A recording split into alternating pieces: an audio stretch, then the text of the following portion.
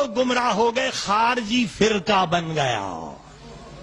خارجی اسی کے بعد بنے. کیا بتایا مولا نے؟ کیا درس دیا کہ مولا علی کے ہوتے ہوئے بھی اگر کوئی جاہل منبر پہ جائے گا ہزاروں گمراہ ہو جائیں گے. ہزاروں گمراہ ہو گئے. آج ہم جاہلوں کو منبر پر بٹھاتے ہیں جبکہ امام زمانہ بھی موجود نہیں ہے. تو کیا ہوگا؟ گمراہ ہوں گے نہیں؟ آج یہی ہو رہا ہے. شیعوں میں کتنے فرقے بن گئے؟ یہ صوفی شیعہ ہے، یہ جمن شاہی شیعہ ہے. جمن شاہی بھی ایک نیا مذہب بن گیا، بکر کی طرح ادھر کی طرح. یہ جناب وہابی شیعہ ہے، یہ اخباری شیعہ ہے، یہ شیخی شیعہ ہے. کتنے غروب بن گئے. وجہ کیا؟ کہ مولا علی نے اتنا بڑا درس دیا کہ میرے ہوتے ہوئے خارجی فرقہ بن گیا کیونکہ ایک جاہل گیا. تم نے ہزاروں جاہلوں کو منبر دے دیا. اب کیا ہوگا؟ منبر کس کا حق ہے؟ کیا جاہل کا حق ہے؟ امام صادق علیہ الصلوۃ والسلام کیا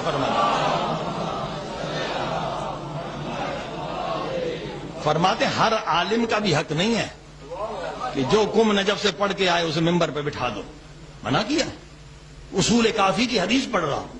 کہتے ہر عالم کا بھی حق نہیں. مولا پھر کس کو بٹھائیں؟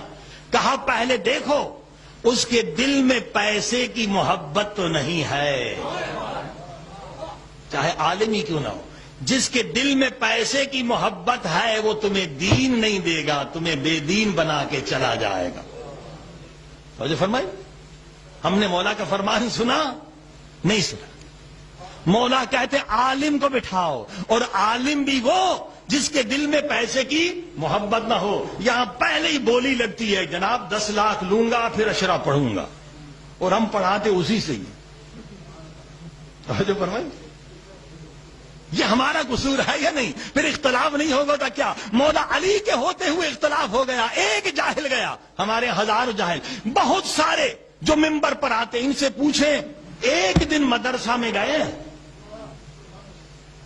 سورہ الحمد کا ترجمہ پوچھ لیں، سورہ الحمد صحیح پڑھ لیں، وضو کروا لیں ان سے، وضو کر کے دیکھ لیں. نماز کے مسئلے کا پتہ نہیں.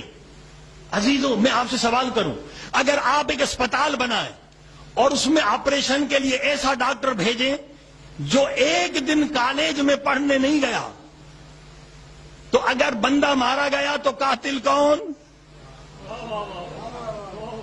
بتائیے.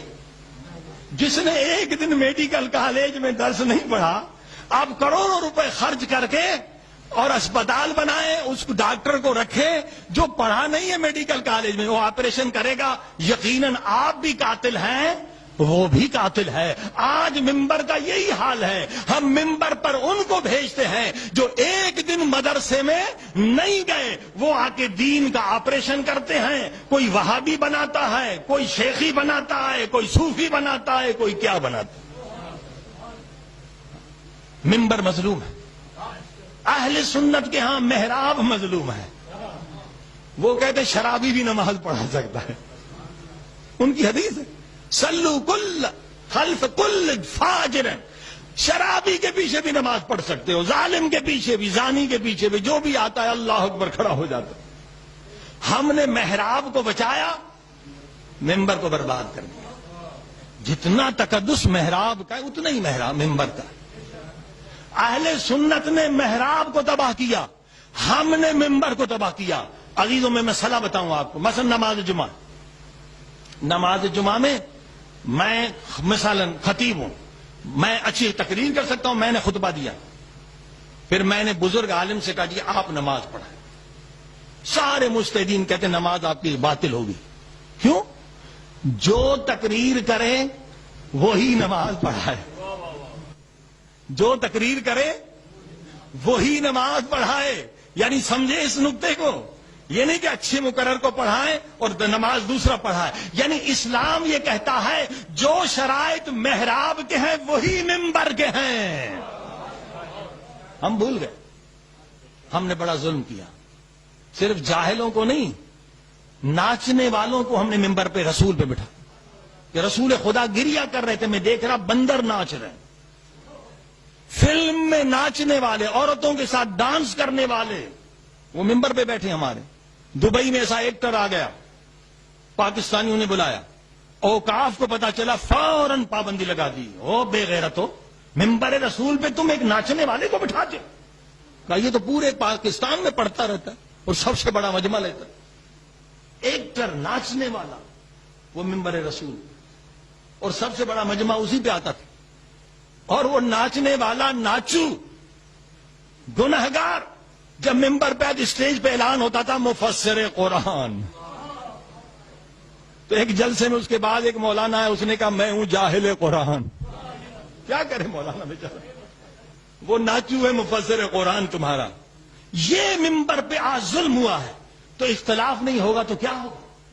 ممبر کا حق ہم نے ادا نہیں کیا. عزیز و مولا علی سے جو ممبر چھینا ظالموں نے، آج تک ہم ان پہ لعنتیں کر رہے ہیں یا نہیں کر؟ کیوں چھینا؟ کیا وجہ تھی؟ کہ مولا علی اگر ممبر پر آ گئے ہمیں 1 روپیہ حرام کھانے نہیں دے گا، ان کو مال چاہیے تھا.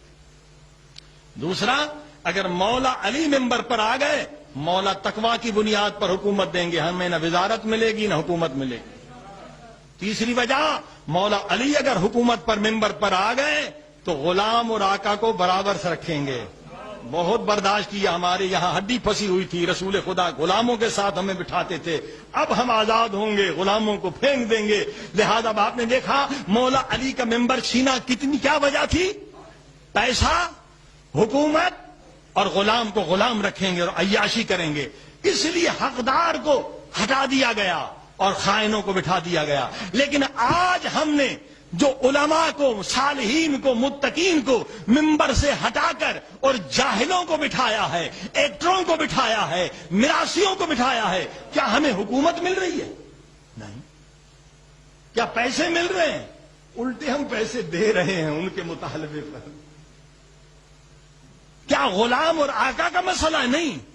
ہماری سادگی دیکھیے، ہم جو ان میراثیوں کو بٹھاتے ہیں ہمیں مل کیا رہا ہے؟ 2 چیزیں ملتی ہیں، ہمیں رونا ملتا ہے زیادہ اور اچھی سر ملتی ہے. اور کوئی چیز ہے تو بتائیں؟ زیادہ رونا ملتا ہے اور اچھی سر ملتی ہے. میرے بھائیوں، رونا ایک قطرہ بھی اگر معرفت کے ساتھ ہے تو جنت واجب ہے. یہ مت سمجھو کہ زیادہ روئیں گے تو جنت میں جائیں گے. یزیدی لشکر خود روتے تھے تو امام فرماتے تھے ظلم بھی کرتے ہو روتے بھی ہو؟ کہتے مجبور ہیں، آپ کے مسائب بھی ایسے. لہذا یہ نہیں کہ غلط روایتیں پڑھ کے رلائیں.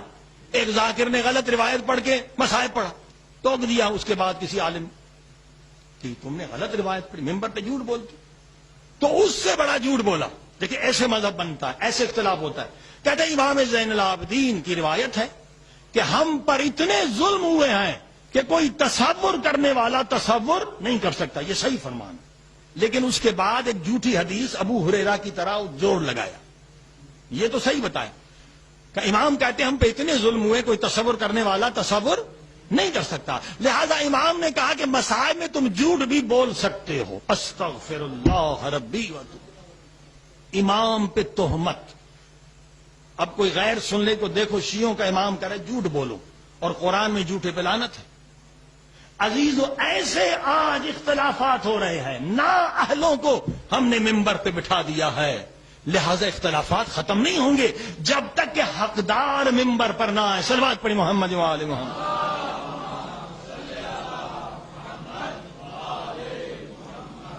آج کیوں اختلافات؟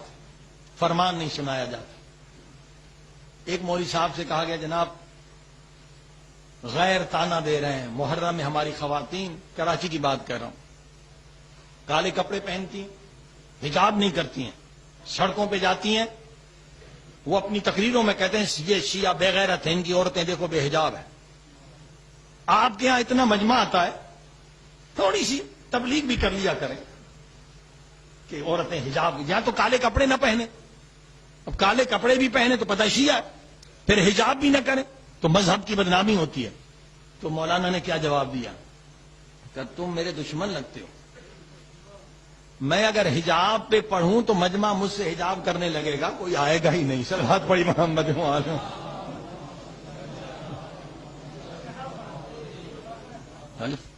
یہ ایسے ہمارے اسٹیج پر آنے والے ہیں جو امر بالمعروف کرنے والے نہیں ہیں میرے عزیز و دوستو. اسی لیے اختلاف ہے. یاد رکھیں امام حسین کا مقصد صرف یہ نہیں تھا کہ ہم روئیں اور ماتم کریں. روتے ہم اپنی قبر کے لیے ہیں، روتے ہم اپنی شفاعت کے لیے ہیں، روتے ہم مودت ادا کرنے کے لیے. مگر مولا حسین کا مقصد کچھ اور تھا. اور میں نہیں کہتا، ہر معصوم نے بتایا ہے کہ مولا حسین کا مقصد کیا تھا. آپ بھی زیارت پڑھتے ہیں، زیارت وارثہ کھولیں، زیارت عاشورہ کھولیں، ہر زیارت امین اللہ پڑھیں. کیا ہے؟ اشہد انک قد اقمت الصلاۃ وآتیت الزکاۃ وامرت بالمعروف ونہیت عن المنکر. مولا حسین میں گواہی دیتا ہوں کہ آپ کی شہادت کا مقصد یہ تھا کہ نماز قائم رہے، زکوٰۃ قائم رہے، امر بالمعروف زندہ رہے، نہی عن المنکر زندہ رہے. یہ مولا حسین کا مقصد ہے. اللہ اکبر. اس مقصد کے لیے امام حسین نے قربانیاں دی ہیں. آج اسٹیج پر ایک جملہ کوئی امر بالمعروف نصیحت کرنے کے لیے تیار نہیں ہے.